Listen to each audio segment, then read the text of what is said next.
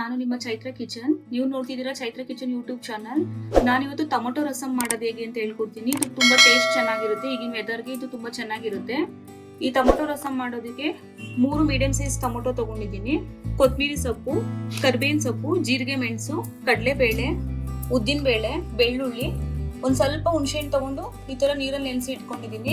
ಒಂದ್ 3 ಇಂದ 4 ಮೆಣಸಿನಕಾಯಿ. ಇನ್ನು ಯಾರು ನನ್ನ ಚಾನೆಲ್ ನ ಸಬ್ಸ್ಕ್ರೈಬ್ ಮಾಡ್ಕೊಂಡಿಲ್ಲ, ಬೇಗ ಸಬ್ಸ್ಕ್ರೈಬ್ ಮಾಡ್ಕೊಳ್ಳಿ. ಈಗ ಹೇಗ್ ಮಾಡೋದು ಅಂತ ನೋಡೋಣ ಬನ್ನಿ. ಟೊಮೊಟೊ ರಸಂ ಮಾಡೋಣ ಬನ್ನಿ ಫ್ರೆಂಡ್. ಟೊಮೊಟೊ ರಸಂ ಮಾಡೋದಕ್ಕೆ ಬಾಂಡ್ಲಿ ಇಟ್ಕೊಂಡಿದೀನಿ. ಇವಾಗ ಸ್ವಲ್ಪ ಪೌಡರ್ ಮಾಡ್ಕೋಬೇಕು ಈ ರಸಂ ಮಾಡೋದಕ್ಕೆ. ಜೀರಿಗೆ ಮೆಣಸು 1 ಟೇಬಲ್ ಸ್ಪೂನ್ ತಗೊಂಡಿದ್ದೀನಿ. ಕಡಲೆಬೇಳೆ ಚಿಕ್ಕ ಟೇಬಲ್ ಸ್ಪೂನ್ ತಗೊಂಡಿದ್ದೀನಿ. ಉದ್ದಿನ ಬೇಳೆ. ಇವಾಗ ಇದನ್ನ ಚೆನ್ನಾಗಿ ಫ್ರೈ ಮಾಡ್ಕೊಳ್ಳೋಣ. ಎಣ್ಣೆ ಏನು ಹಾಕೋದ್ ಬೇಡ, ಡ್ರೈ ರೋಸ್ಟ್ ಆಗಿ ಮಾಡ್ಕೊಳ್ಳೋಣ.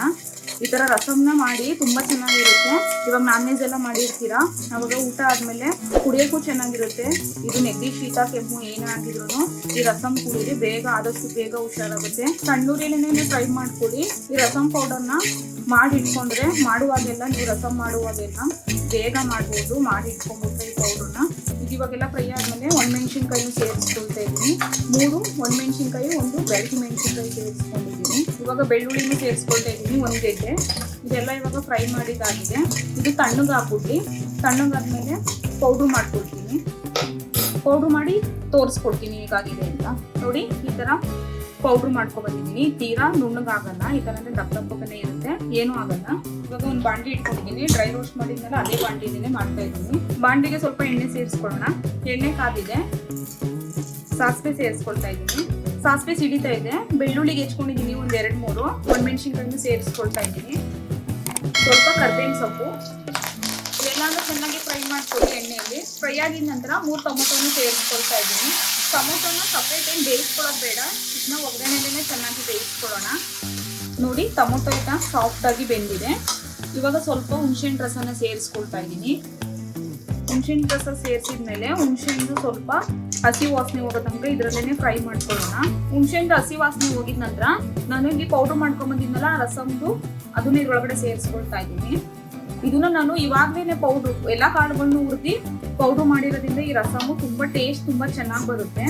ಈ ರಸಮ್ನ ಮಾಡಿ ಖಂಡಿತವಾಗ್ಲೂ ತುಂಬಾ ಚೆನ್ನಾಗಿರುತ್ತೆ. ಇವಾಗ ಇದಕ್ಕೆ ಎಷ್ಟು ನೀರು ಬೇಕು ನೋಡ್ಕೊಂಡು ನೀರನ್ನ ಸೇರಿಸ್ಕೊಳ್ತೀನಿ. ಇವಾಗ ಇದು ಒಂದು ಕುದಿ ಬರಲಿ, ಉಪ್ಪನ್ನ ಸೇರಿಸ್ಕೊಳ್ಳೋಣ. ರುಚಿಗೆ ಎಷ್ಟು ಬೇಕೋ ಅಷ್ಟು ಉಪ್ಪು. ಇವಾಗ ಇದು ಒಂದು ಕುದಿ ಬರಲಿ, ಆಮೇಲೆ ಲಾಸ್ಟಲ್ಲಿ ಕೊತ್ತಂಬರಿ ಸೊಪ್ಪನ್ನ ಸೇರಿಸ್ಕೊಳ್ತೀನಿ. ನೋಡಿದ್ರಲ್ಲ, ರಸಮ್ ಎಷ್ಟು ಈಸಿಯಾಗಿ ಬೇಗನೆ ಥಿಕ್ಕಾಗಿ ಟೇಸ್ಟಿಯಾಗಿ ರೆಡಿ ಆಗಿದೆ. ಇವಾಗ ಲಾಸ್ಟಲ್ಲಿ ಇದಕ್ಕೆ ಕೊತ್ತಂಬರಿ ಸೊಪ್ಪನ್ನ ಸೇರಿಸ್ಕೊಳ್ತಾ ಇದ್ದೀನಿ. ಉಪ್ಪು ಖಾರ ಎಲ್ಲ ಕರೆಕ್ಟ್ ಆಗಿದೆ. ಇವಾಗ ರಸಮ್ ರೆಡಿ ಆಗಿದೆ. ತುಂಬಾ ಟೇಸ್ಟ್ ಮಾತ್ರ ತುಂಬಾ ಚೆನ್ನಾಗಿರುತ್ತೆ. ಹಬ್ಬದಲ್ಲಿ ಒಬ್ಬಟ್ಟು ಸಾರು ಮಾಡ್ತೀರಾ, ಅದಾದ್ಮೇಲೆ ರಸಮ್ ಏನಾದ್ರು ಮಾಡ್ಬೇಕಂದ್ರೆ ಈ ರಸಮ್ನ ಮಾಡಿ. ಟೇಸ್ಟ್ ಮಾತ್ರ ತುಂಬಾ ಚೆನ್ನಾಗಿದೆ. ಟೊಮೊಟೊ ರಸಮ್ ರೆಡಿ ಆಗಿದೆ. ಈಗ ಗ್ಯಾಸ್ ಸ್ಟವ್ನ ಆಫ್ ಮಾಡ್ಕೊಳ್ತಾ ಇದ್ದೀನಿ. ಜಾಸ್ತಿ ಕುದಿಸೋದೇನು ಬೇಡ. ನೋಡ್ಕೊಂಡ್ ಬಂದ್ರಲ್ಲ ಟೇಸ್ಟಿಯಾಗಿ ಟೊಮೊಟೊ ರಸಮ್ ಹೇಗ್ ಮಾಡೋದು ಅಂತ. ತುಂಬಾ ಟೇಸ್ಟ್ ಚೆನ್ನಾಗಿರುತ್ತೆ. ಈ ರಸಮ್ನ ಮನೇಲಿ ಮಾಡಿ ಹೇಗ್ ಬಂದಿತ್ತು ಅಂತ ಕಮೆಂಟ್ಸ್ ಮಾಡಿ. ಈ ವಿಡಿಯೋ ಇಷ್ಟ ಆದ್ರೆ ಲೈಕ್ ಮಾಡಿ, ಶೇರ್ ಮಾಡಿ, ಸಬ್ಸ್ಕ್ರೈಬ್ ಮಾಡ್ಕೊಳ್ಳಿ. ಮತ್ತೆ ಸಿಗ್ತೀನಿ ಇನ್ನೊಂದು ರೆಸಿಪಿಯೊಂದಿಗೆ. ನಾನು ನಿಮ್ಮ ಚೈತ್ರ ಕಿಚನ್.